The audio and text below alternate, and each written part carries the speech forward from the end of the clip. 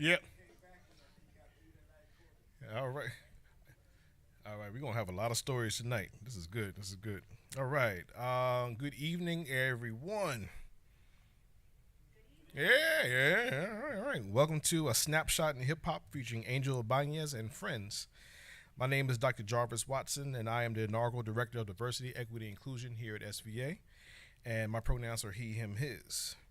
At SVA, we continue to honor the 50th anniversary of hip hop, which was birthed on August 11th, 1973, at a house party in the Bronx, DJed by the grandfather or godfather of hip hop, DJ Kool Herc.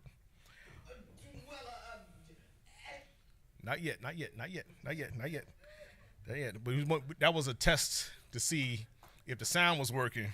All right, all right. So our event today will focus on the sound you just heard on Angel Banez's iconic pictures of the hip hop video "Funky Beat," inspired by iconic hip hop group Whodini. Our conversation will include and be moderated by people who are leaders within the industry and by those who are present day icons and legends. We are really happy to have them here today, so please give them a round of applause. The people that are sitting on stage and who will be joining us by audio. Okay.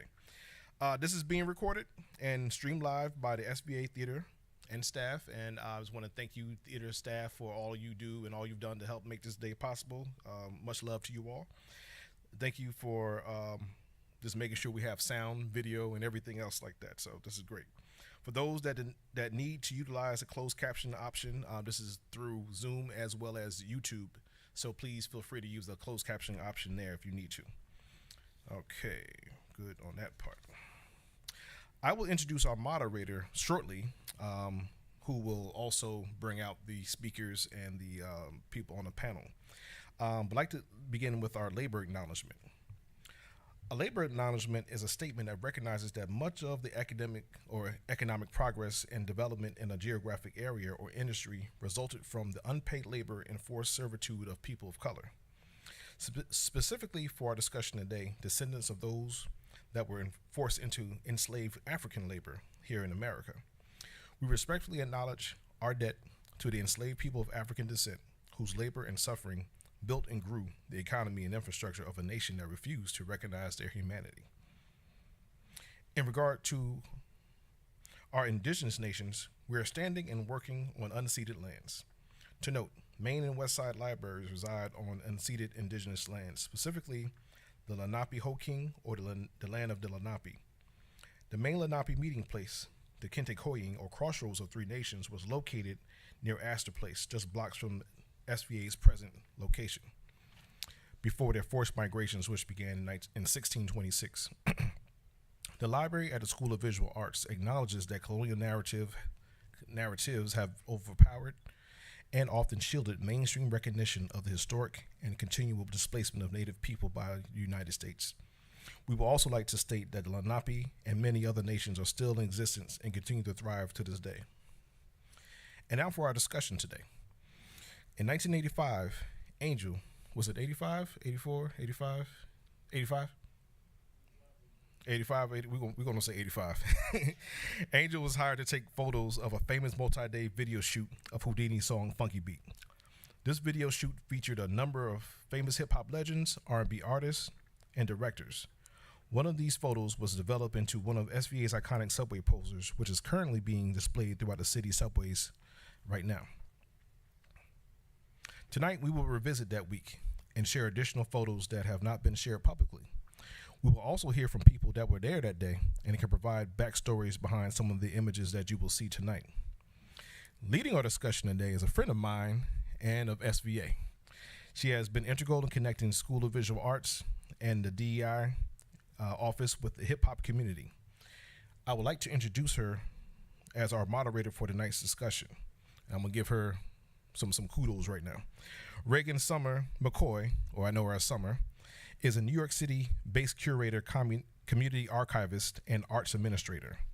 Summer is a chief curator of the Mixtape Museum, an initiative that encourages the research, archiving, and preservation of and data analysis of mixtapes. Her mixtape scholarship has been supported by the appointments with Columbia University, the Institute of Museum and Library Services, the Alliance for Media Arts and Culture, and a 2022 research grant from the Association of Recorded Collections. She is the 2023 Visiting Hip Hop Scholar at Virginia Union University. And for those who don't know, that is a HBCU, Historically Black College and University. All right. And an inaugural 2023 ARSC Awards for an Independent Initiatives awardee.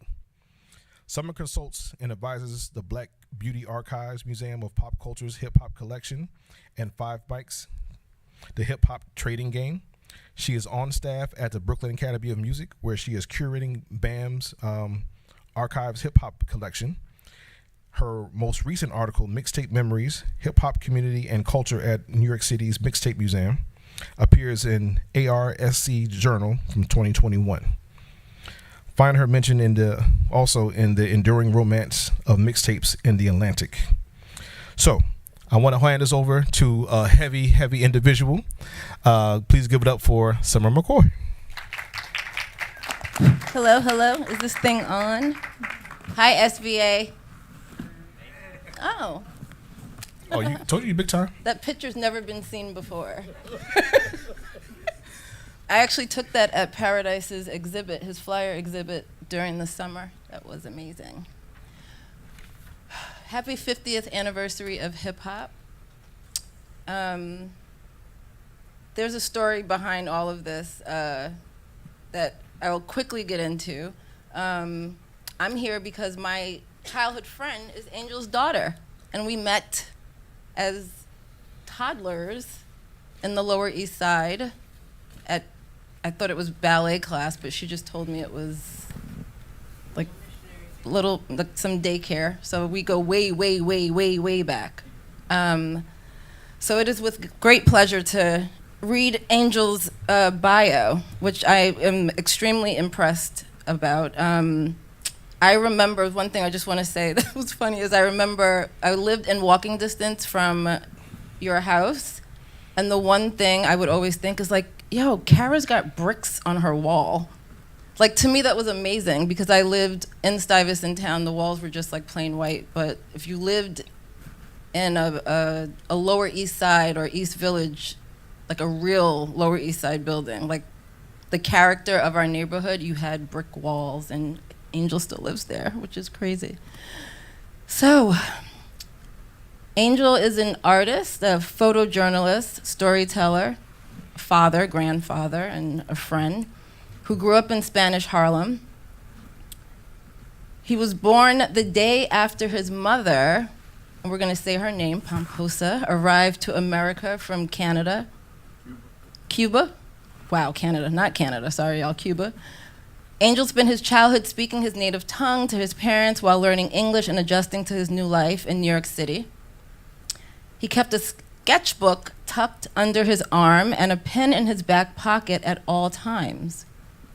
When you ran into him in the neighborhood, he'd also have his Lorno Diana 35 millimeter film camera slung over his shoulder to snap images of friends and local acquaintances.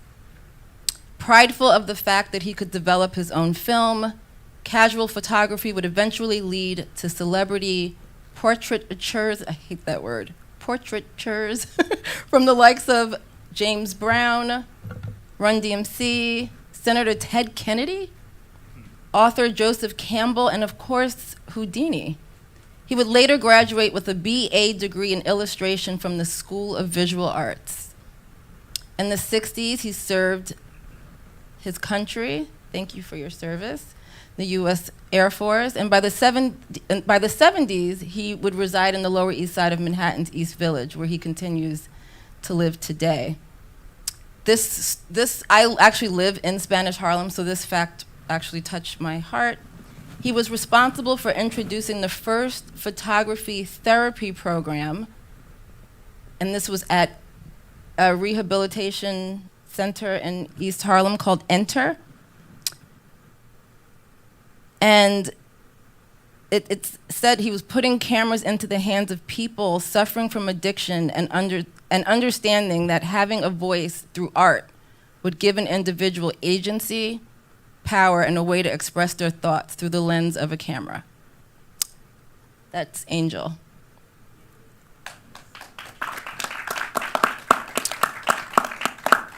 Paradise Gray, or Dice, or Tugboat.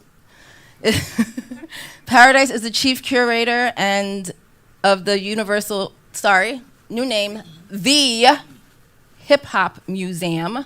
He is a hip hop historian and legend from the South Bronx who was mentored by pioneering DJs and has a collection of hip hop artifacts preserved beginning in 1979. He was an entertainment manager, booking agent, and host of the world-famous hip-hop club, the Latin Quarters, which was the incubator of the golden era of hip-hop. Paradise is an archivist, author, photographer, and produced 9 albums, including 2 classic albums with his legendary messenger group, X-Clan. Paradise worked at Rush Productions, Def Jam Recordings, and MP3.com. He helped to develop the world's first online music company. Google mp3.com, very interesting story. And last but certainly not least, Jaleel Hutchins, who's joining us on Zoom. One love. Hey. Jaleel is a lyricist and founding member of hip-hop group Whodini, formed in 1981. The Brooklyn, New York-based trio consisted of Jaleel, Ecstasy, and DJ and Grandmaster D. In their early days, the group was managed by Russell Simmons and his brother Run from Run DMC. From 82 to 86, the group toured with Run DMC, LL Cool J, the Fat Boys, and other R&B and funk groups. The group was involved in the first Fresh Fest tour, which was the first hip-hop tour to play coliseums nationwide. That's a big deal. Worldwide. It's wild. The group has also been honored at VH1 Hip Hop Honors, Unsung. I saw that episode. That was really good. And also was entered into the Long Island Music Hall of Fame in 2012. So that is our panel.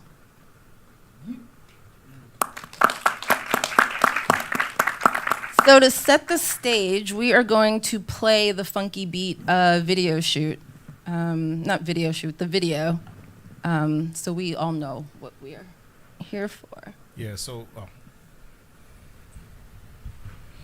all right, for those listening on YouTube, we're going to have to black it out because of copyright issues, but we're going to play the video Funky Beat here. So please, whoever's in the booth. No, not this. Oh, yep. Well, as you know, we're here to talk about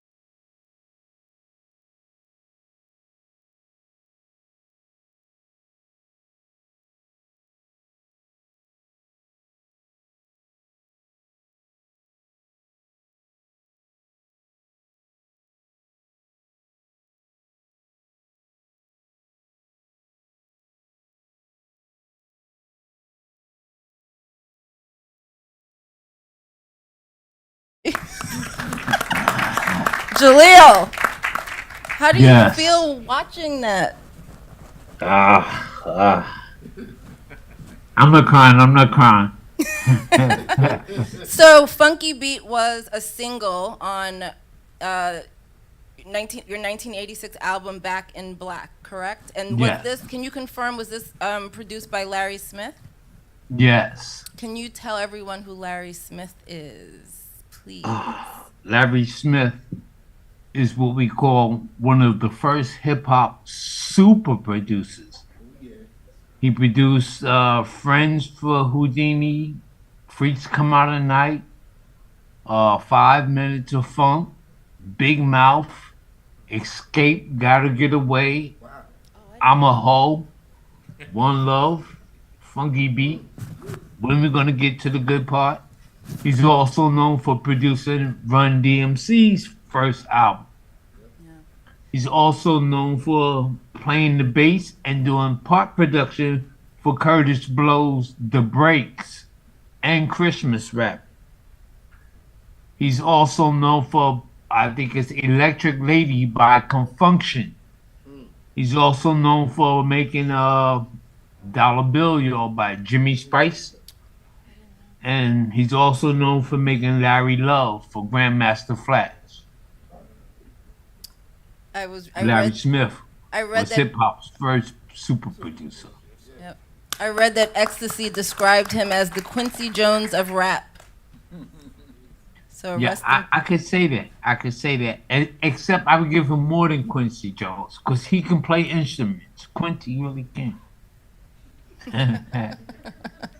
So set the stage for us for the video. Y'all are getting ready to shoot this video. How did that happen? Well, you know, for Funky Beat video, I'm just like whatever he says. Even if it's whack, I'm gonna do it. Cause I got that much respect for Melvin Van Peebles, you know, from the time I was young and graffiti writing sweet, sweet back on the wall. Didn't know what it meant, but the name sounded good. But I you know, I followed them all through after that. So whatever Melvin people say do, I'm just gonna do it, whether it's whack or not. Yeah, that sounds about right. So this video, y'all, was shot at the World nightclub, which was at 254 East 2nd Street in the East Village. It is now a ugly condo building. And before that, it was a church. And I think I was also reading the whole preservation article on how they tried to save the church also. And then I think before that, it was also a cemetery. So Wow. yeah, land holds memory, and so yeah, that's deep. So the World nightclub is in the Lower East Side. Paradise. I found out that whenever I hear something hip hop or someone calls me like, Summer, do you know da? So around this time I'm like 7, right? So I'm not at this video shoot. I'm not. Definitely not. But I always call Paradise because he's my fact checker. And he's literally in every room. I just assumed Paradise was there until he tells me he's not. And well, Paradise, how did you get involved? You involved in the video? Well, first let's talk about how I got my butt in this chair tonight. Summer calls me and says, Paradise, I got a friend that has pictures of the Whodini's Funky Beat video. Were you there? I was like, of course I was. She was like, really? I was like, yeah. So back in those days, man, you know, I guess I'm hip-hop's greatest fan and groupie. You know, I love hip-hop. I got hip-hop from my mother's living room. I can't remember a time when beats associated with hip-hop wasn't in my life. Hip-hop has been the soundtrack to my entire life from the time I was a child growing up in the Bronx. And Whodini was very, very special group to me. You know what I'm saying? First thing is, Jalil was one of my heroes because he was dark skinned. You know, that might not mean a lot to a lot of people. Yeah. But when you were a little ashy, nappy headed, dark skinned kid growing up in the South Bronx with holes in the bottom of your shoe, not too many things in pop culture and music looked like me when I was a kid. You look at TV, the only thing that looked like me was Good Times. And they didn't look like they was having no good time at all. It's like, when the hell did they have a good time on that show? I can't figure it out. But hip hop gave me superheroes. And in the Marvel universe of hip hop, you know, the rapper Jalil and Whodini, they were grown people giving us an example of grown-ups having fun. You know what I mean? So Jalil was always one of my heroes, and I followed Whodini everywhere they went. Not only were they one of my favorite groups, but they were good friends of mine. And Jalil always had a humble kindness with him. And the whole group of Whodini had a different vibe than like the rap groups of the time. You know, most rap groups back then, they was all hard, trying to pose all the time, trying to be tough, trying to act like they all that. But Whodini was the most down to earth, thanks to a brother named Jalil. So I followed them, and I got a job doing record promotions with Def Jam and Rush Productions, and I also was a person who hung out at every nightclub in New York. I was like the hip hop concierge of New York back then. So I knew girls from every club. So whenever somebody was doing a video, they used to pay me to bring the girls with me. So I actually got paid to bring a bunch of girls to the Whodini video, which was very easy because all you got to do is say, hey, I'm doing a Whodini video. Y'all want to go? And it's like, yeah, that was the easiest job in the world. Wow. Wow. Did I answer your question somewhere? Yeah, that was, yeah. Somewhere in there is the answer. Figure it out. So, Angel, you're living not too far from the club. How do you find out about this video shoot? Okay. Well, I had a good friend of mine who lived next door to me, a man called Kwame Adansebona, and he was just about anything that came up, he would always tell me about as far as like taking pictures, because he was a photographer too, and some of the videos in there, he's in several of the photographs.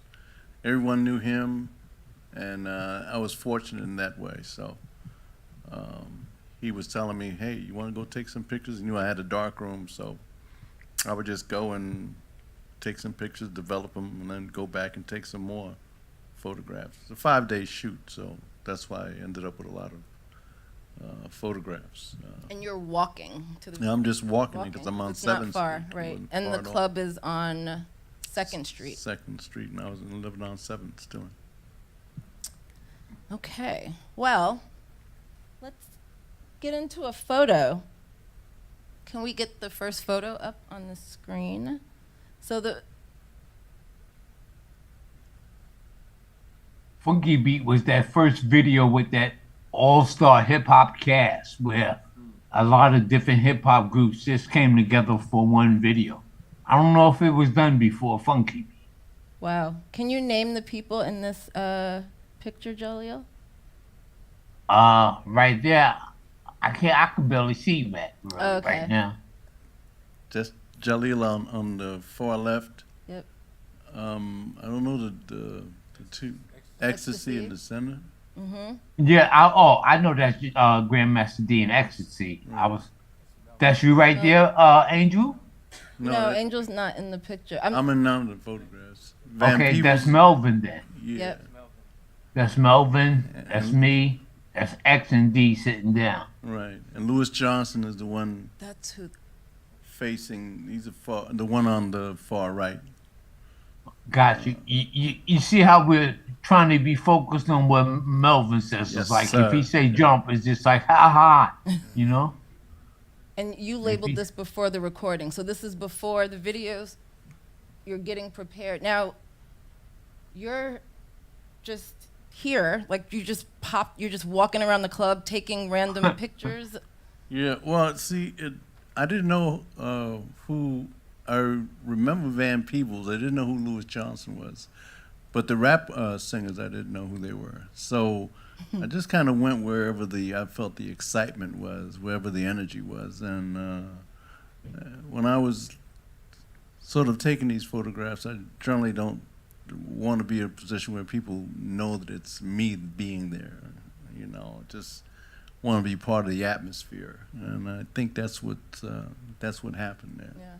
I love this picture basically because I see the youth listening to experience, and I think the photo speaks for itself in a sense. If you know One who love.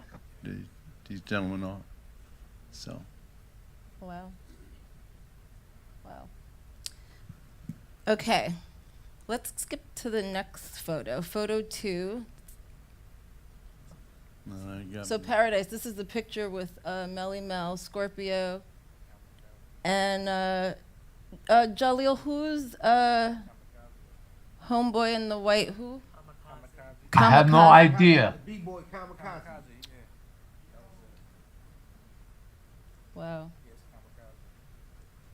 Was that from a Beach Street shoot? No, that's the same shoot. This is like 5 days of shooting.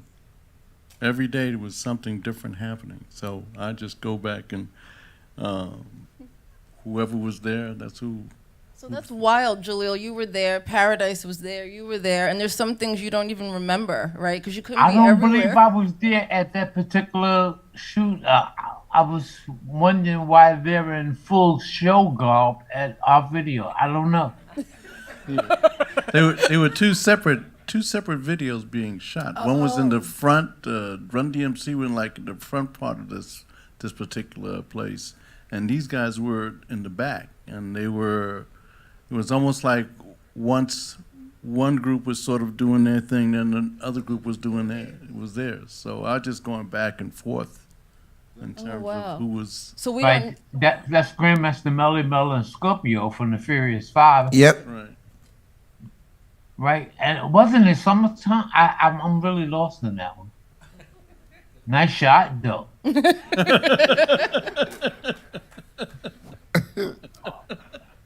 You know, melanin was different. Yeah, I'm trying to grasp it because it was hot that day, really. Wasn't it? Yeah, he's What they got on furs and leathers? Yeah, right. full zebra. And yeah, leather. Lots of leather. Wow. Right, I was hot with my jacket on. I'm really trying to. Okay. But the shot is exclusive for sure. It's beautiful. Okay, let's go to the next one. Kings on Roof. Wow. What are you thinking, Jaleel? Talk up. I kind of remember that one. That was that's Roy Cormier. That's our road manager. Okay. And you know, we're about to do what Melvin Van People said. He's got us with barrettes on and stuff. We're trying to understand the abstract idea that he's putting behind it, and we just taking a flick for the homies. And it's on the roof, right? You have it labeled as on the roof. Right. Jaleel, talk, because in the video there's a lot of imagery of black people, right? Like there's cotton, there's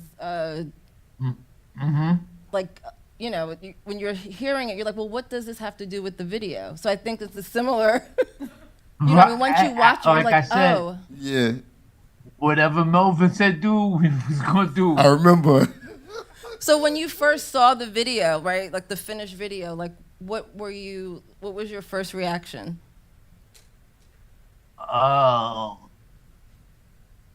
I really wish I had with a couple of fellas from around the way and took over certain parts, but we learned a lot too, you know?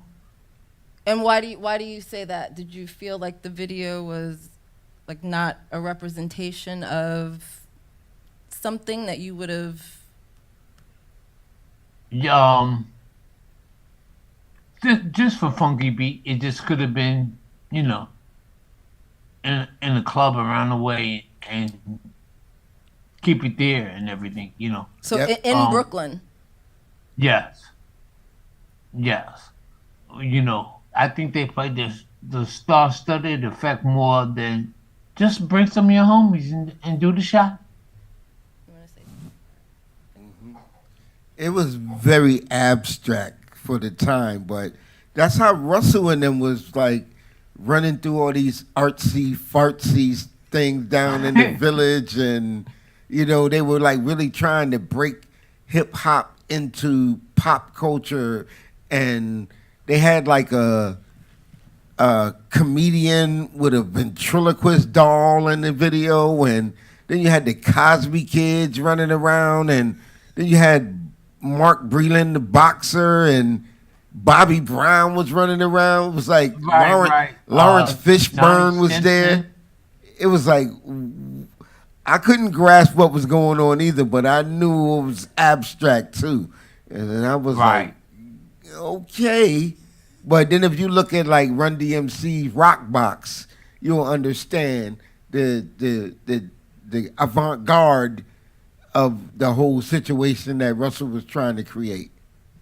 So for you, Angel, living in the East Village, what do you like? What is your feeling about hip hop around that time? Like, are you seeing it? I mean, I imagine Tompkins Square Park, perhaps. My mom was always like, I used to take you to Tompkins Square Park and you used to listen to hip hop.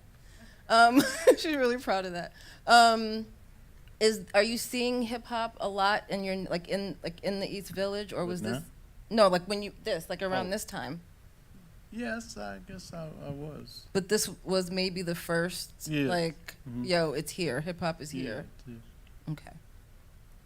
And Paradise, okay, so there's something else attached to this. So Paradise also eventually manages the World nightclub, right? But he also managed the Latin Quarters, right? Yep. So you, Sir Concierge, hip-hop concierge of hip-hop, talk about like the club scene, and also like, were there a lot of videos shot in local clubs? Definitely. But the funny thing was, it's like it didn't occur to us that we actually could videotape our own stuff too.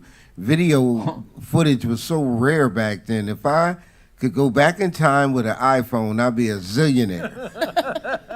All the things that I was right there and wishing, oh, why didn't I film that? Because you didn't have a camera. Cameras was like $25,000 back then. It was ridiculous for video, but yeah. A lot of professional and amateur videos was going on all over New York, especially in the clubs. And later on in that same building, the World, Lawrence Fishburne would return with Christopher Walken. And when I was managing the club, they told us that they was filming a B movie. And every day I would see Lawrence Fishburne and Christopher Walken, say peace to them, hang out with them. It didn't even register who they were until I saw the movie The King of New York. And that was the movie, the B movie that was being filmed at that club. You know, but Prince used to come to the World with 20-something supermodels. And it'd be a hip-hop club and people would be dancing all over the place. Prince would come in with all these beautiful women and sit right in the middle of the floor. It's wild. And I would let him. I'd send the waiters to go take him some drinks, man. So I know it's not the World, but just talk a little about, especially with the 50th anniversary of hip hop, there's a lot of momentum being put behind archiving hip hop. I mean, you're documenting, just like Angel took pictures, you documented hip hop. Yes, I Paradise, took you pictures those nights also that I was there. I also have photographs from the Funky Beat video, and I also saved one of the flyers from the video release party We're that gonna- came Wow. after that. So actually, let's click to photo 6. 7? So One this, thing about Whodini, they had a very unique look, and they were also one of the greatest fashion plates of hip hop back in those days.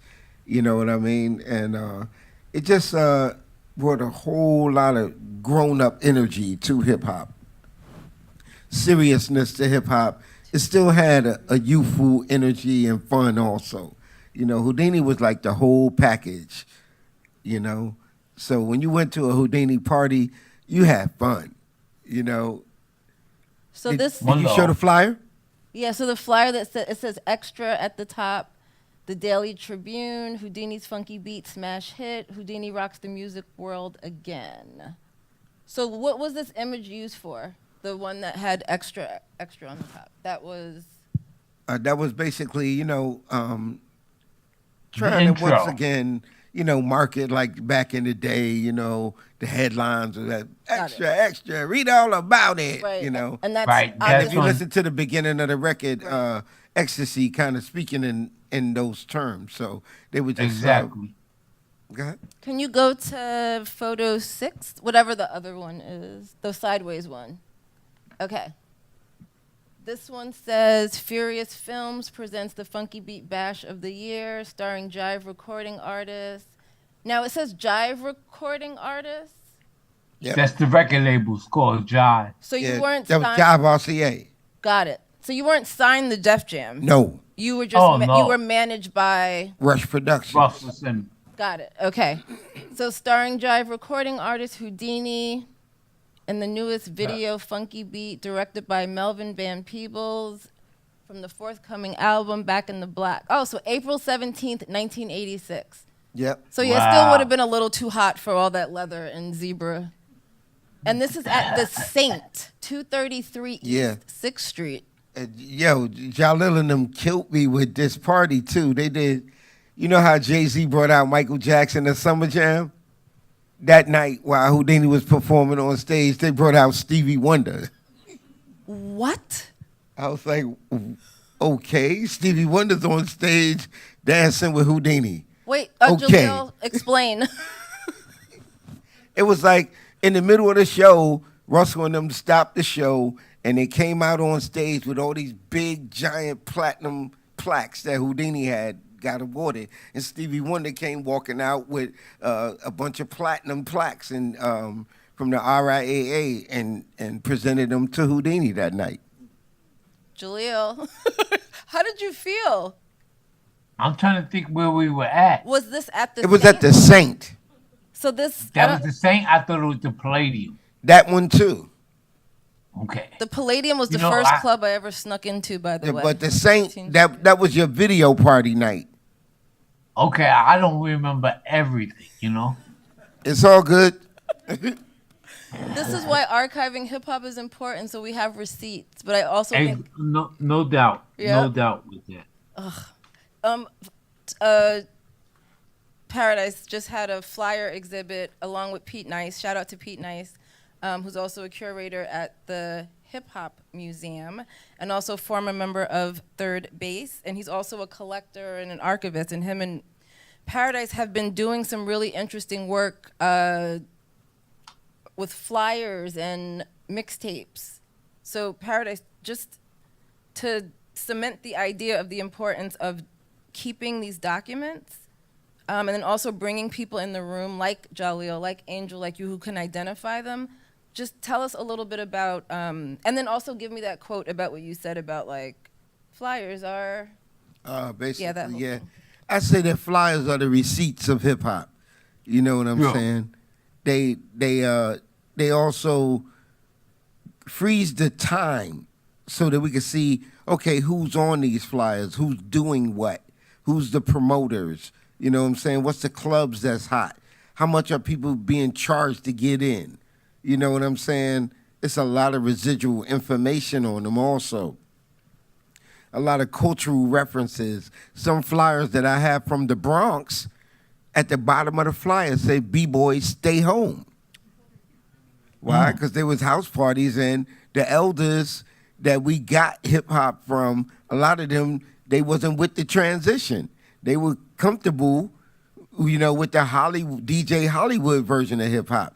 You know, the Love Bug Starsky Curtis Blow version, where you could still wear your slippery bottom shoes and your silk shirts, you know? Or maybe somebody just didn't want somebody spinning and dancing all over their living room. Definitely, no, you're going to tear my furniture up. Right, you know? Come in here and dance with the girls. Don't be all over the floor. Right. So it was a lot of struggles with hip hop. And like the flyers tell the story. Like when you read at the bottom of some of the Zulu Nation flyers, come in peace or leave in pieces. Yeah, that's right on the flyer. You don't have to explain that. You knew what it was. Talk about the Zulu Nation. Explain. Oh, and speaking of a flyer, and now that I have the first flyer that me and my partner Pete Nice found with the words hip hop on it was a flyer from 1979. And Jalil, guess where the flyer's from? Where? Brooklyn. Wow. Wow. So we challenge anybody who collects hip hop flyers or has knowledge of hip hop flyers, find us a flyer earlier than 1979 and the one that we found with the words hip hop on the flyer. What club was it at? I'm gonna show it to you because me and Pete, we want to do a actual press release, and we would like if you would join us, you know, in celebrating this earliest finding of a flyer with the words hip hop on it, especially since it comes from Brooklyn. Yes. You know, a lot of the old Brooklyn DJs and everything, they're not as attached to keeping some of that stuff as the cats from the Bronx. You know, But they guess really what? made a fuss they're out out of there it. though. Yes, Yeah. I try to get a lot from DJ Leslie from the Disco Enforcers in them. I tried to Wow. do it from Lance from the Choice MCs. They was like, man, they do with them cats, you know? Yeah, Brooklyn have its own ways, you know what I'm saying? Yeah, But, yeah. you know, I'm thankful that I had uncles that lived in Brooklyn, an aunt that lived in Harlem, an aunt that lived in the Bronx. So when we first, you know, I was born in North Carolina, and my mom brought me to New York when I was 4 years old because she didn't want me to grow up picking cotton and tobacco. So I was very lucky that I was spending time in all these boroughs, and every single borough had all of the elements of hip hop. True. But none of us called it hip hop, not even in the Bronx. True. You know, Sure. so I think it's beautiful. You know, here we are at the 50th anniversary of hip hop. We get to go back in time and remember a lot of people whose names are not being mentioned in the current Bronx narrative. You know, names like DJ Smokey, who was Kool Herc's #1 nemesis.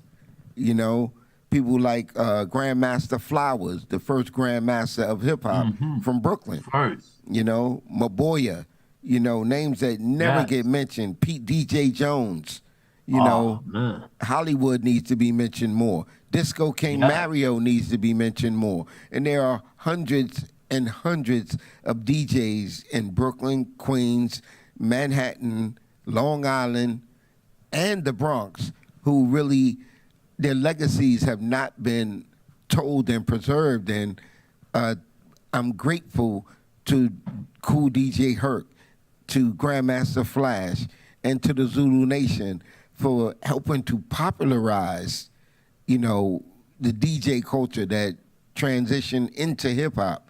But the rabbit hole goes much deeper. Yeah, can you just real quick just talk about like the debate about when like the word hip hop? There's a lot of debate about like who said it. Yeah, there's debate about who said it. Some people say Hollywood said the word first. Some people say Cowboy from Grandmaster Flash and the Furious Five. Jimmy Spicer, rest in Starsky. peace, said the words hip hop came from Brooklyn. You know, rest in. Go ahead. May I interject this for a Yes, sir. second?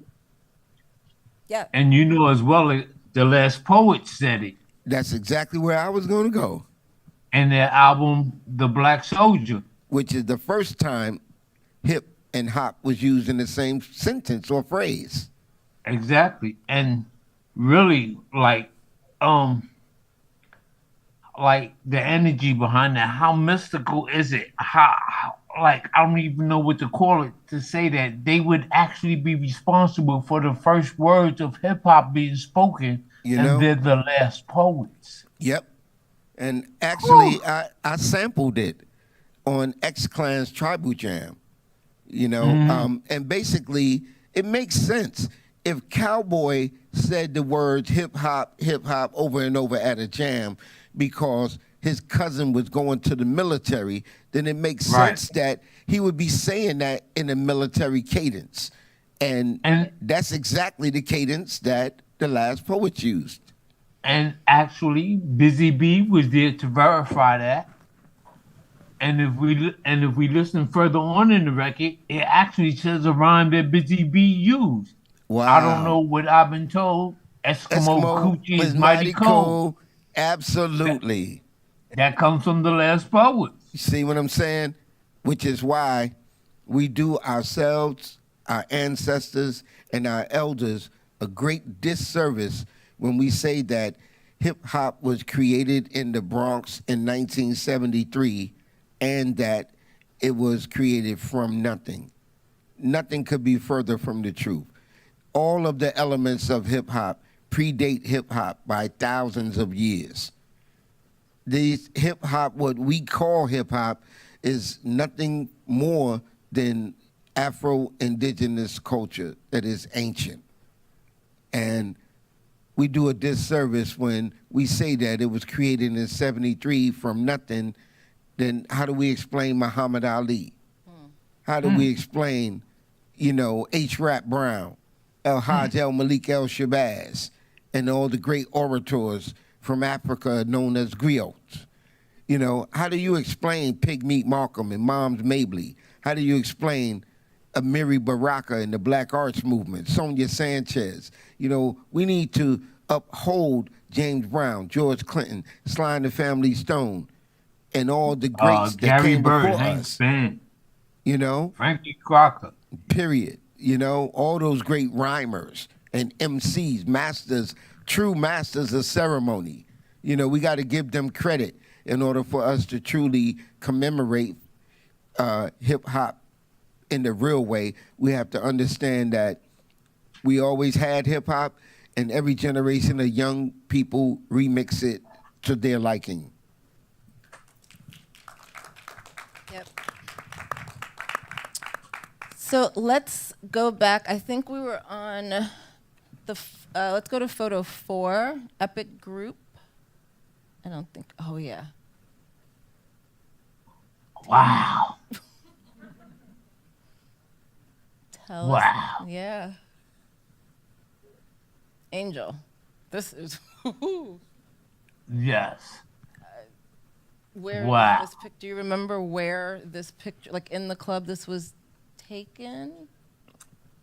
Or like what point of what are you feeling looking through your lens? And also, what kind of camera did you shoot this on?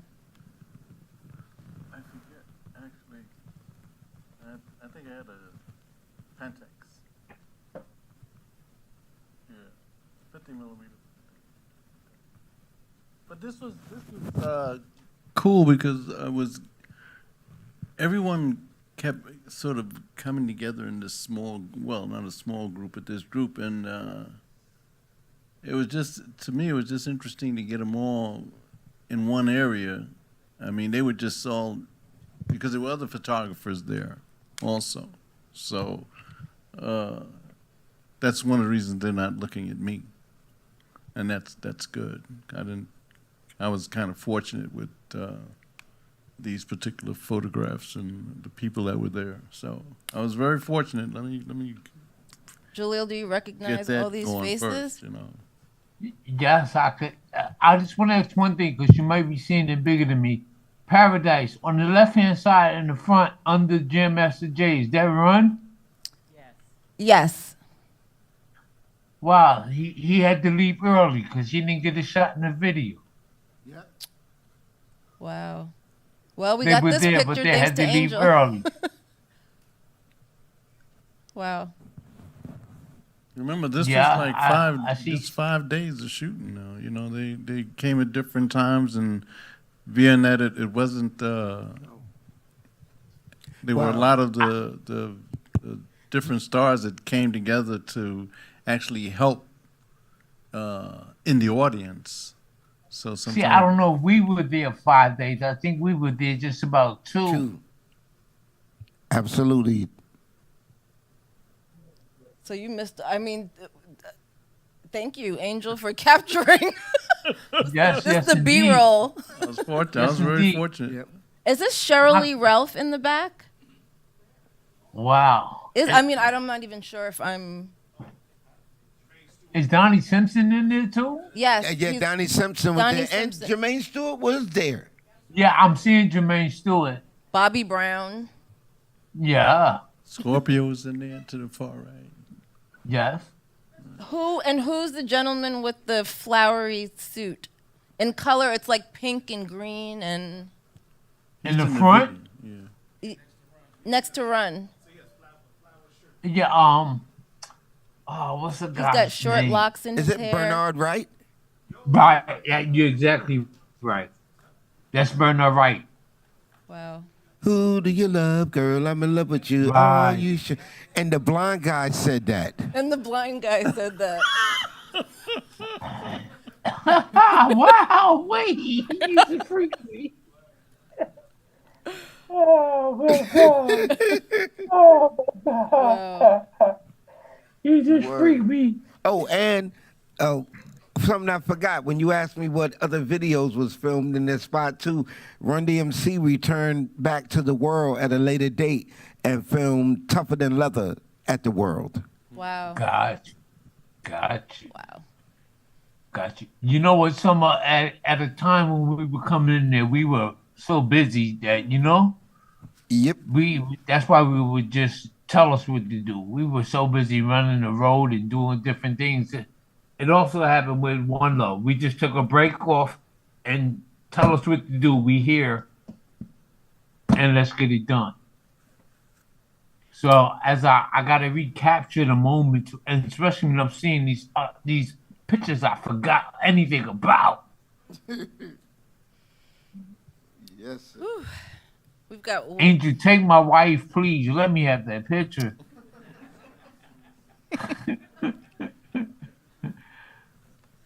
there's one more picture. Let's go to past and future. One more now. One more now.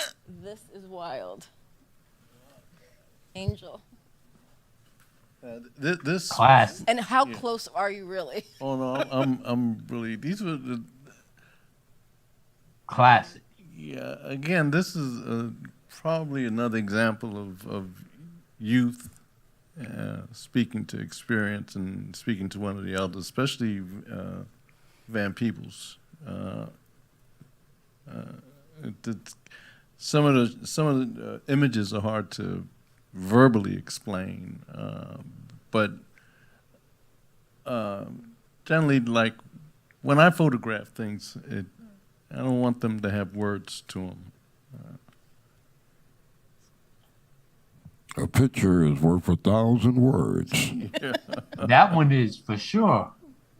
Thank you.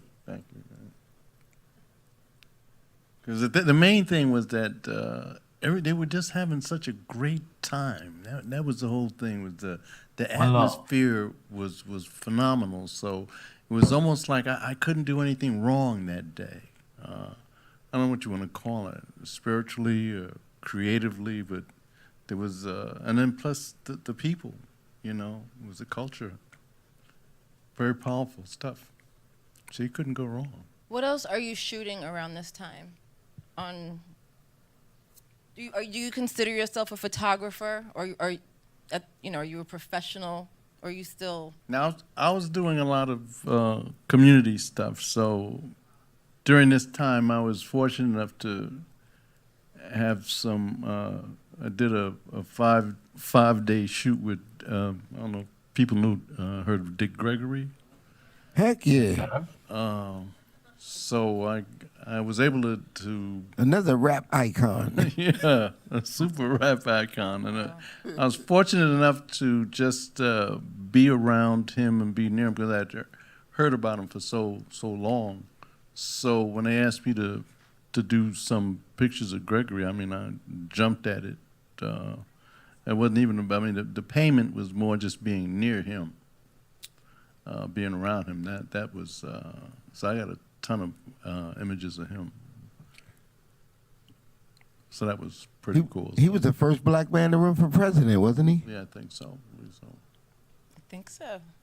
He even made his own dollar bills with his face on it that he passed out. Yeah, Dick Gregory is an incredible man. So this is, spiritually speaking, none of this was, I was fortunate, but it wasn't luck either. One love. Yeah. You see that picture there? I might not had even been on that side where y'all was at, you know? So I'm learning too as I see some of these pictures. But yeah, he is focusing to the leader and to the champ. Right. And we only looked at 5 pictures. How many pictures do you have from the video shoot? The view, I took probably over 200. Wow. Did the man just say 200? And this is a person that didn't even think he was a photographer for real, and he's developing his own film. Yeah, that was. Is this just me, or? Oh, it's too much. I'd love to go through the rest of your collection with at least 2 of my partners, because we're going to find so much in your collection. It's going to be amazing. Thank you so much. I mean, that picture right there would probably start him Malcolm Jamal Warner right now, you know? You know? Dude, you have some really great stuff, and I'm blind. Yeah. Not really. Real. Really, that's right. Not really. You've got vision. Yeah, because I actually like searched my memory and found Bernard Wright with that flower shirt on. Because like I said, I took pictures that day also, and I have a lot of these things in my collection from my perspective. So, One love. I don't know. I feel an exhibit coming on. I'm just saying it out loud. Whoever's listening. Why not? I mean, wow. Yeah. Can we play the montage video? And I think it'll help take us out, and you'll be mesmerized. I stared at it all weekend. This is some of the other photos that Angel took.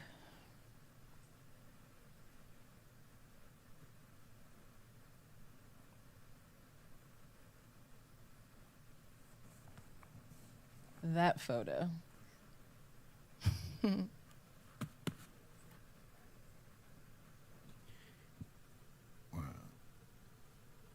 thank God for social media, man, that we're still out here.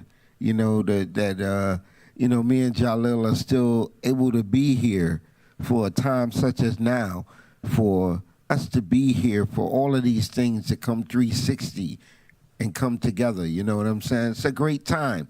And, 50 years of hip hop, let's work on the next 50, y'all. One love. Yeah. Okay. Anyone have any questions? Do you have anything you want to say, Angel? Any last minute? Thank you. Okay. Thank you. Anybody have any questions, any comments? Or you could just stare at the video. That's what I did all weekend.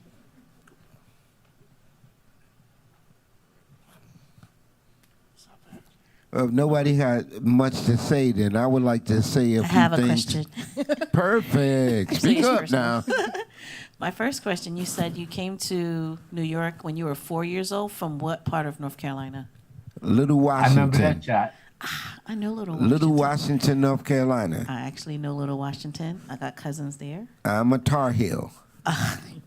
Well, I also went to a historically black college, North Carolina A&T. Yep. My question for you is, I remember growing up, I was born in 70, so when I was blasting my hip hop in my house, my mom was like, that's not real music. But a lot of people at the time said the same thing, and now here we are 50 years later celebrating what you, like you said, you were born into it, it's your lifestyle, it's your everything. Where do you see it for the next 50? Because it's changed a lot. I like the way you said how each generation put its own spin on it. Yep. 50 years from now, what do you see for hip hop? Before I can say what I see, Or what would for you like to see? 50 years from now, hip hop will be the soundtrack to a young, indigenous, melanated person's life.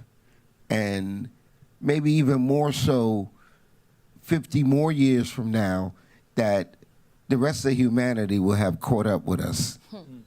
You know, whatever our community is going to be, that's what hip hop's going to be. True. You know, I'm sorry, but if there's pimps, bitches, and hoes, excuse my language, then that's what young people will talk about.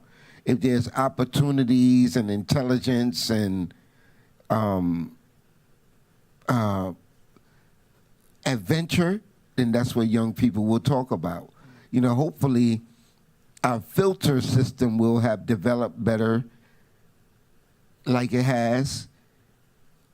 You know, back in the day, when we were first making hip hop, there were no filters. Whatever got recorded got put on tape and got distributed. Then the mixtape was born, and the DJs were the filters themselves. If your music was whack, chances are DJs wouldn't play it. Red Alert, Chuck Chill Out, Mr. Magic, the Supreme Team, and others were our first filters of hip hop. They filtered it, you know. And then, you know, Red Alert, Chuck Chill Out, Marley Marl, they became our second generation. Then you had the mixtape DJs like Justo and all of them.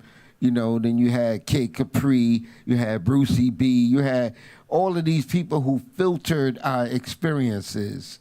And now, with the social media being the number one way to pervade music and media, there's no filters anymore. Now the filter is Apple. The filter is SoundCloud, YouTube, Twitter. Those are not filters that, you know, that I would depend on. You know, so my mother was my ultimate filter when I was a child, and she was my program director, and she programmed me with, once again, James Brown, George Clinton, Sly and the Family Stone, Earth, Wind and Fire, Luther Vandross, all the wonderful women, you know, Shaka Khan, you know, all of that. So the mainstream can never dig in the crates for me. Thank you for We saying have to stop being so lazy Can I add and something dig in the crates for Can I add something ourselves. to that for the young lady? Yes, please, Jaleel.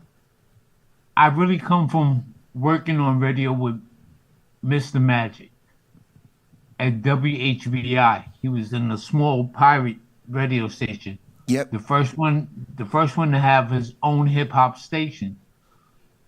When Magic went from WHBI to WBLS, the first hip hop show ever on a major radio, Yep.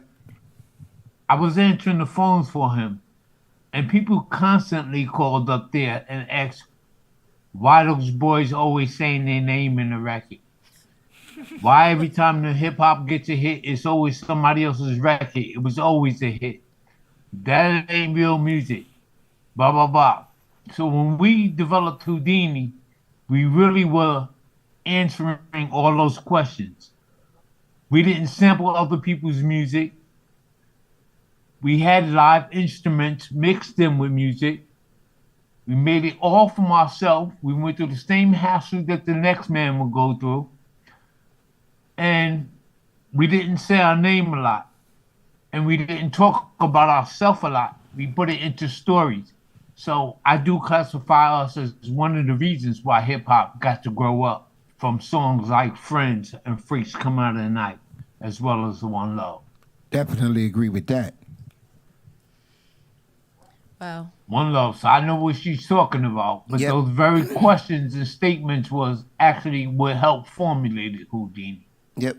And Whodini also helped usher in the dance element better than most groups did, because at the time when Whodini came out, people were standing around watching what's on stage, posing.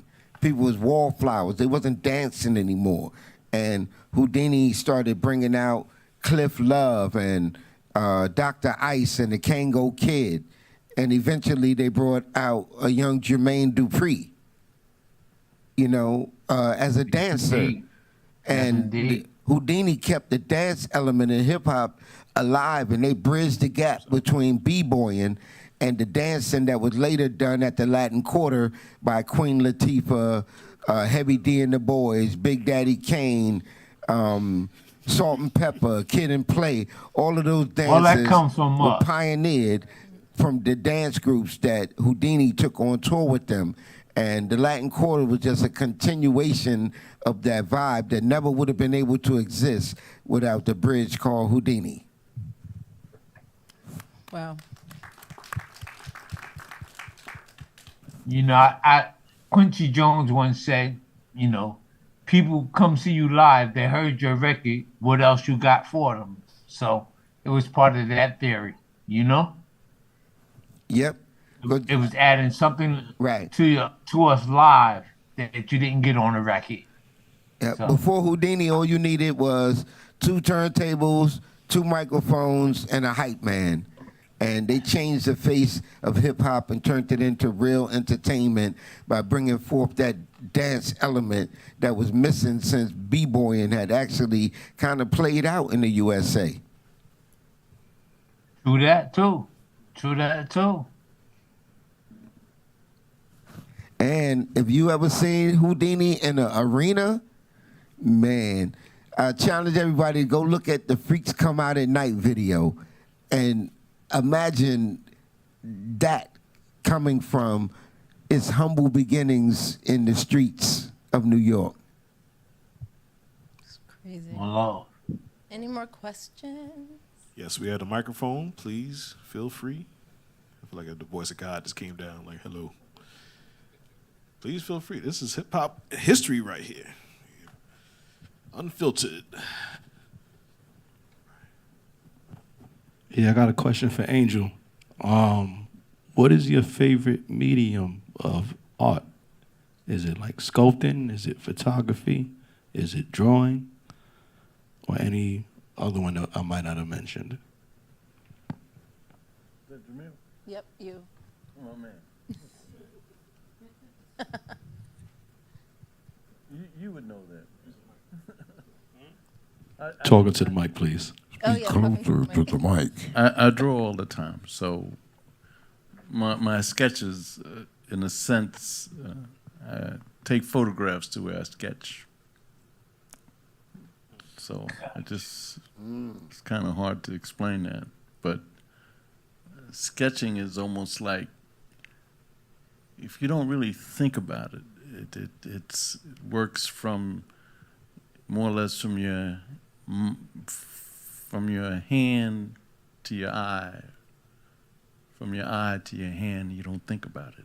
It's more in the spirit, and you have to trust yourself. So if you begin to trust yourself, you trust your hand, and you begin to believe in not just what you see, but you believe in yourself. And that's very important. That's part of the whole essence, I think, of art. Creativity, believe in yourself, and don't take yourself for granted. We have each day that we have a chance to do something positive, so we just try to do it. try to pass that on. Dope. I know what I want in my collection. What's that, Paradise? I want to get sketchy with Angel. A sketch class? Anyone? Nah, I want him to sketch me some Whodini shit. I want him to close his eyes and sketch something from those days. A Whatever hip-hop comes to sketch. his mind. Yeah. Hip-hop sketch, and we can include that in the exhibit. Yeah. What the When I'm taking it home with me. Okay. Anyone listening? Word up. Any more questions? Yeah, I got one more. So I too heard in my household that that hip hop or rap wasn't music. So I want to know, where did that come from? Like, why did the people from the older generation say that, as opposed to saying that about other musical art forms? Why hip hop? Well, You really want to know? Yeah. Oh, he's gonna. Go ahead, Brother Jalil. well, I would credit to that statement a lot to those facts that in the beginning they really were recording on 4 tracks and stuff like that. They weren't getting qualified mixes on a lot of things. The subject matter wasn't extensive, and when they did get a halfway hit, it was always off of somebody's record. And mostly I think they couldn't identify with all the subject matter. Besides the thin sounds, and actually I call them fake sounds myself sometimes, you know. That's why they felt like it was music. And they didn't hear a lot of live instruments. Wasn't nobody up there playing. Like the first few years hip hop toured, used to get that from a lot of people in the crowd. You have 2 bands play, and then these guys come out with turntables. It's like, yo, who's playing the bass? Where's the guitar? So that was the argument, really. Was no live players there at first. We were playing the records, man. That was hip hop. Understand what I'm saying? Yep. Yeah. So my answer to that is they looked at us and said, man, get them little scraggly little dudes off the stage. When we we remixed the culture of hip hop, we were persona non grata. And a lot of the musical stars were snobs. We had Winford and Branford Marsalis, Cameo, Larry Blackman, talking mad crap on hip hop every day. They were like saying we wasn't nothing but a bunch of drug selling, crotch grabbing thugs. You know, they hated the image of us. They hated to see us coming. We wasn't allowed in the clubs. It wasn't no Adidas, Pumas, Nikes allowed in the club. It wasn't no Cazellis. It wasn't, no. They did not want us to shine at all. When they flushed the toilet in New York, the poop came up in the South Bronx, and where we lived in burned out buildings. Nobody wanted to see that coming. You know? Everything about us was illegal. Most of us stole our equipment. See, New York City blackout, 1978. Summer was born after the. You know what I'm saying? When we came out with our equipment in the Bronx, we didn't have no damn permit. We didn't go apply for a permit to do a party in the park. We just came outside with our equipment. We busted open a light pole that's damaging public property. We cut the wires, damaging public property. We stole the electricity from the poles, theft of services. You know what I'm saying? Everything about us was outlaw. It was rock and roll, the new version of rock and roll. It was young, it was loud, and I don't know if this is a family event or there any children, but we didn't give a F. What nobody thought. We changed the look. we were ignorant, we said what we wanted to say, and we challenged everybody and everything. I got a question from you. Go ahead. Yeah, give some love. Give some love. Yeah. I got a question from YouTube. In reflecting now and thinking of yourself in the beginning of your career and thinking about how you understand what you were doing and seeing the arc of your reach, what amazes you the most? Was that for Paradise? That's for Paradise and Jalil. Yeah. Well, my elder always answers before me. What was the question again? Based on where you started and where you are now, what amazes you the most about your career? There are certain sounds, certain projects we put out that they last this long. That amazes me the most. Is that 40 years ago, we made Friends or Freaks Come Out at Night or One Love, and we still get played at one time or another from different places. Not that it's the hottest thing out now, but it still gets play. When I was coming up, I couldn't remember anybody playing a song that was created 40 years ago. You feel me? You're an analog influencer in a digital world. So, Still influencing young artists like Nas to make One Love. One Love. Yeah. Still like Dre, but Jay-Z ain't writing my rhymes. Yeah. That's a big part too, to influence a Pac or somebody else using your music. That part does, but for me, just to last that long, to have those concepts still viable and still true in a lot of people's lives, that was our ultimate blessing, really. Yeah, thank you. That's dope. Paradise, did you want to share? Yeah, for me, it's like what still warms my heart is when I hear young MCs spit some flames and don't be afraid to jump outside that cookie cutter bull crap that they keep telling us that everybody want to hear. You know, when I hear someone like Kendrick or J. Cole or, come out with some dopeness that's heat and intelligence, you know what I'm saying? That's what I love. And I just challenge young people nowadays to don't just let people live vicariously through our pain and suffering, because we're more than the sum of our suffering, Hello? Yeah, we're not the scum of the earth. We're not gorillas and mindless beasts that just inflict pain upon each other for money. You know what I'm saying?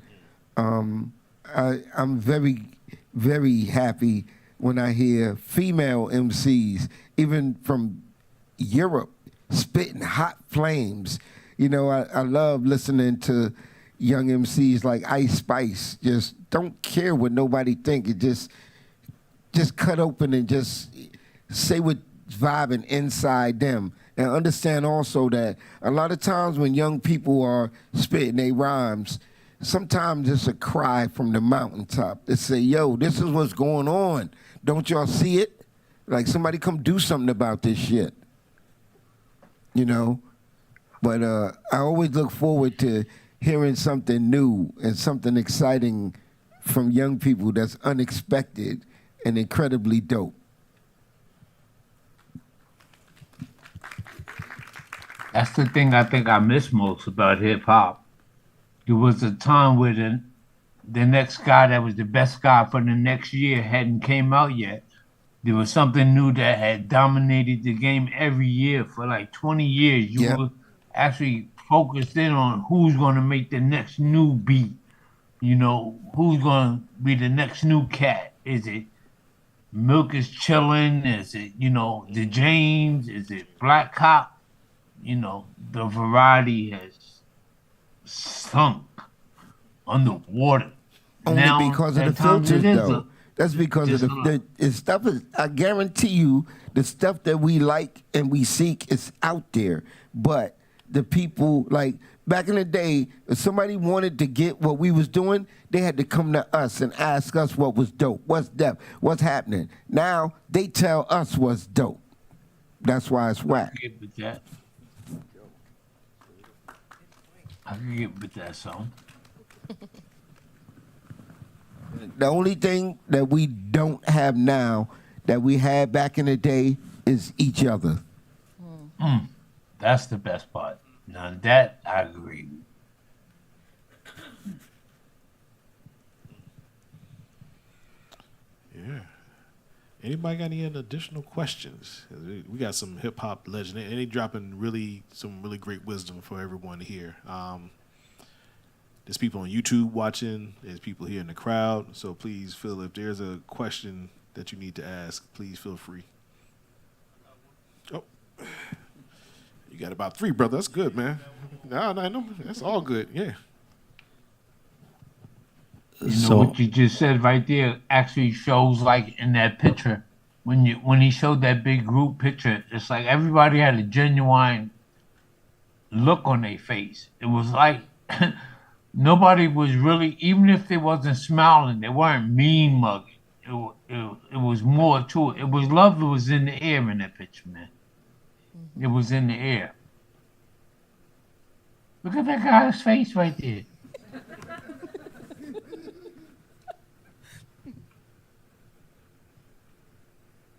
Cats really felt like they had each other. These days, if you try to round up that many heads, you know, everybody wants to get paid. Word up.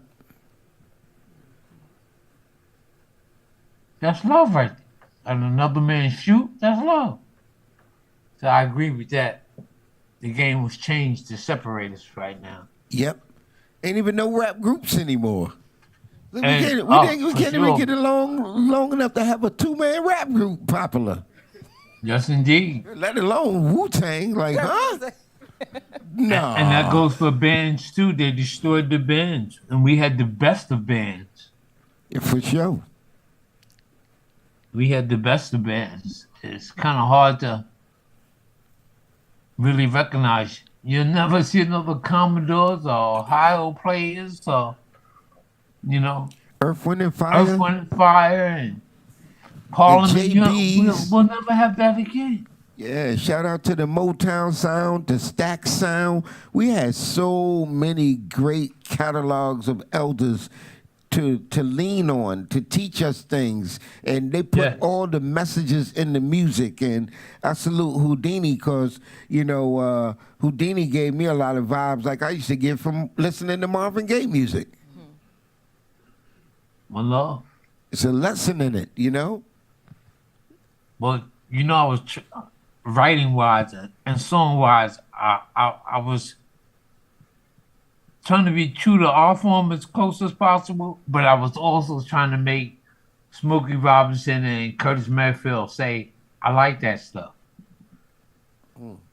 Dope. And when they both told me that, I can't lie, I cried in front of both of them. Dope.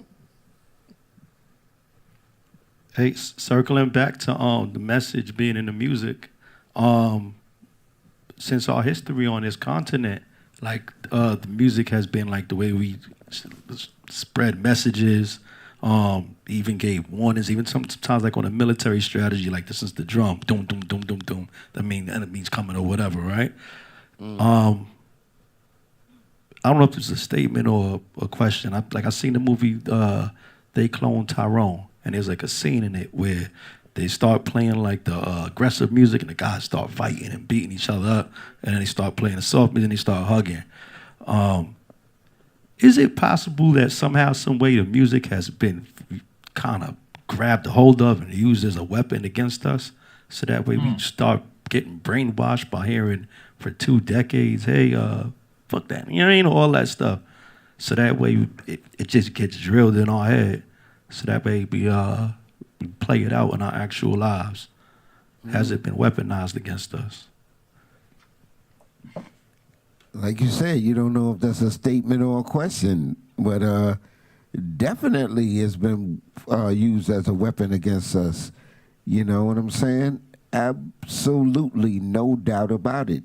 The same people that control the rap industrial complex control the prison industrial complex, and they're making money off us coming and going. I guarantee you that most of the places that say they the official home of hip hop and R&B, if you look at the deed, I bet you the homeowner don't look like us.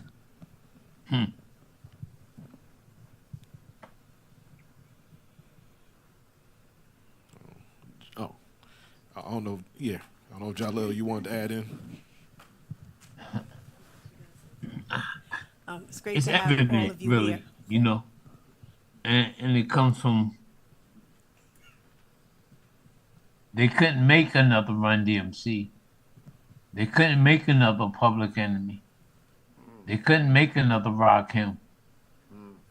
And they developed these companies to promote that instead of doing these guys justice. They did them wrong.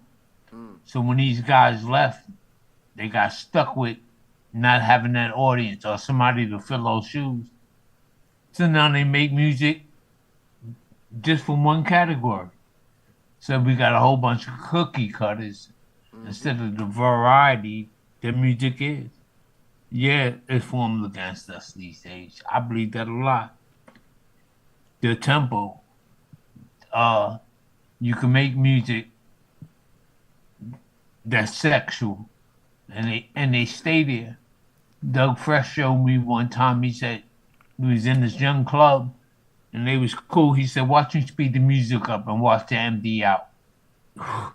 he did it one time, and they emptied out, man. So yeah, they're hypnotized at what they do, but that's still us. Yeah, man, they making the same companies making the music is making the pharmaceutical drugs, and they just making music for these young people to kill themselves by. You know what I mean? Music to commit suicide by. You know, depressing ass, sorry ass shit. I'm sorry. You know that. You know, if you don't want bad apples, don't plant bad seeds. So, in the same way that you wouldn't allow your child to eat junk food 24 hours a day, don't allow your children to consume junk media. You know, you are what you eat. And what you eat is also what you consume. And what you consume is not just what goes in your mouth. It's what goes in your ears, your eyes, your heart, your soul. So if you just consuming negativity 24 hours a day, it's going to have the same effect on your body as eating junk food 24 hours a day. So be careful what you consume. Exactly.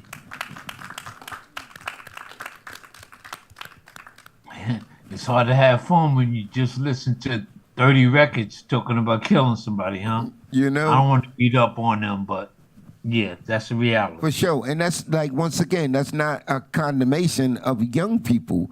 That is what the prison and rap industrial complex is putting out front for decades now. You understand what I'm saying? So it is difficult to break from the cookie cutter, but it is possible. You know what I'm saying? And I think that we really should figure out how to better balance out the airwaves. You know, I think that legislation might be needed, even though it's restrictions and political and all of that. But there's certain things you can't say on records. But when it comes to us, it comes to black women and so-called black men, you can say anything about us. You can say that you will eat our children, bite a chunk out their neck, and throw them out the window, and nobody cares. You have a question? So I had more of a statement than a question to talk about this. So one, great to have you all here, Paradise. I know you from years ago when I was down with the Black Watch movement, X-Clan. So it was nice to see you. As far as capitalization, I think it's very decisive, the industry, to what you're saying, Paradise, and what Jalil is saying, as far as what they're feeding the generations and everyone. the narrative that gets spun about what goes on in the communities or underserved communities is black and brown. So when you're talking about rap and where the youth are and who are writing the rhymes, they're writing to what they see, right? Those who grew up in the crack epidemic and those who grew up in the Bronx and all these areas, East New York, Brooklyn. And I'm sorry to interrupt you, sis, but let me interrupt you. The majority of popular rappers have college degrees. That narrative, it sound good, but they be playing us. Right, that's what I'm saying. You know what They're I'm saying? pushing an Like agenda. Titty Boy. Right. Titty Boy got a college degree. His mother was a Black Panther. What's Titty Boy's name now? Say what? 2 Chainz. Ironically, that you need 2 chains to make a slave. Right. One in their body, one on their brain. When you take the chain off the body, that's when a slave is born. Before you take the chain off, they're not a slave. They're captive. They're a prisoner of war. You don't make a slave until you take the chain off and he decides to stay and work. I was just going to say that that's the agenda that they're pushing, and it's very clear. We know enough to do research, if those who do research. But they won't push those groups or those artists who promote, again, there's machines behind everything. Now, the good thing nowadays with social media and people creating their own platforms, or certain radio stations like, let's say, 94.7, who's doing throwback, you won't have all of that negative all the time, or you have online radio, different radio stations who will be able to push that. But it's, getting through all the minutia, as they say, to be able to, enjoy that type of music. It's getting the youth and those who enjoy hip hop to say, I want something more. So the voices have to come from the masses to overthrow the, the government, so to speak, because it's all political. So that was just Absolutely. Yep. So once again, it's going to come down to the people deciding that we want to balance it out. I listen to Too Short, and I listen to the Ghetto Boys, and I listen to NWA, but I had 1,000 other choices to balance it all out. I didn't listen to Schoolie D all day and all night. You know what I'm saying? Hey, Summer. Hate to be the bearer of bad news, but we can't stay here all night? I mean, For 5 days, I like don't the video think shoot?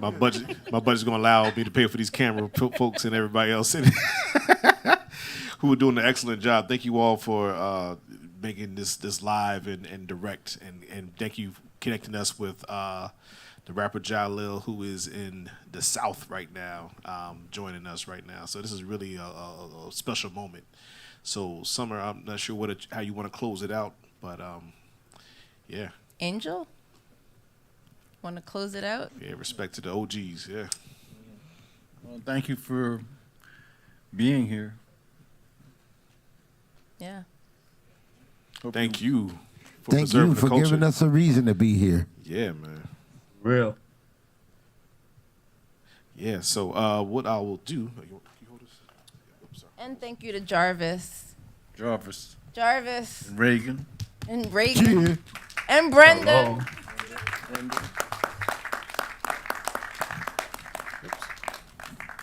And thank you to the School of Visual Arts for having such a non-visual individual here today. Straight up. You painted a picture today, my friend. I think you had like a movie, a picture, a sketch, knowledge, indeed. a novel. Yes, sir. Yeah. Is it possible that you could switch it to this last page on the PowerPoint?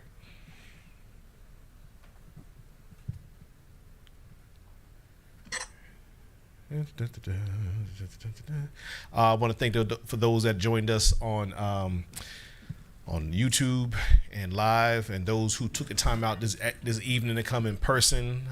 This is really a special moment just for all of us, and I really appreciate those who love hip hop and want to know more about hip hop. But this is more than just a title. This is life, and hope you understood. You had real talk, real stories, but real lessons on how to move through this world we call the planet Earth. But I just want to thank the rapper Jalil, who I could hopefully consider a brother, and hope that's a mutual thing, Jalil. One love, yes it is, man. Thank you for having me, you know? Yeah, man. I enjoyed our conversations prior to, and hopefully we can still continue those conversations. Paradise. Yep. Man. You got another brother over here too. All right, so For sure. yes, sir. Angel. Oh, man. Man, I'm glad I met you. Where's Dwayne? Thank Dwayne. We gotta give Dwayne a shout out for putting everything together. Yeah, we're gonna shout you out, Dwayne. Yes. Yeah, he's like, don't tell me too. Dwayne's like, don't say too much. Don't say too much. Summer, Man. I'm so happy that we were able to make that connection. You did an excellent job of bringing everything together. So, Summer, this is continue to build upon whatever you continue to build upon, because you are that sister. So, Shout out to Kara for sending that text message. yo. Yeah. And somebody said Brenda's in the house. Brenda's been putting all this together behind the scenes, making sure everybody had what they had. Brenda, my coordinator. Brenda's in the house. Yeah. So and she don't say much. She don't like. Special thanks to Jarvis. Special thanks to Jarvis. Hey, my pleasure. My pleasure. What's next, y'all? What's next? What's next? Yeah. Oh man. I'll put this on. What's next for me is actually, this is my last event with School of Visual Arts. In a couple weeks, I'll be working for Columbia University as their DEI director for the Center on Global Energy Policy. So you all have made this. Thank you. Yes, indeed. This SBA is special to me, something to my heart that, I'm always going to keep close, and hopefully we will stay connected as I move on. But for me to do this doesn't seem like work.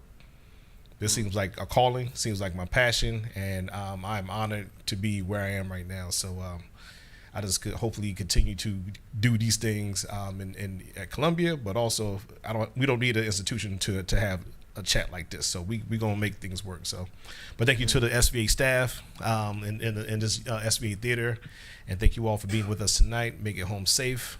In the words of Russell Simmons, God bless you. Good night. And, all right. One love, family. And with my big mouth, I got to finalize and say, watch my new show, Hip Hop Treasures, on Yes. A&E Network. Yes. And come follow me now at Paradise Gray with an A. At Paradise Gray with an A on the gram, baby. All right, Jello. Have a good night, brother. One love, family. Thank you. All right.